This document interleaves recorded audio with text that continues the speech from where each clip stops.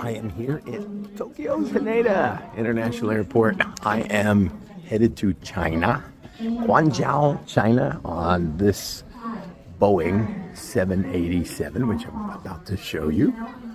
Right over here, got my seat right there, 18C, which is an aisle.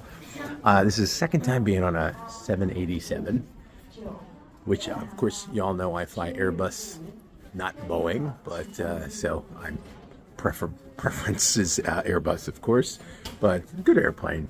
It's a wide body airplane like mine. It's a little more narrow than a 330, but in any case, headed over there to pick up an airplane in China. It's had some maintenance done, so it's time to pick it up and bring it back to the USA. Let me show you the inside of this Boeing 787 of All Nippon Airways, also known as ANA. 我们的车舱门关闭之后，禁止使用发出电波，包括手机在内的电子产品。请您关闭电源或者切换到飞行模式。本次航班为4间航班，禁止在洗手间和客舱内抽香烟及电子烟等。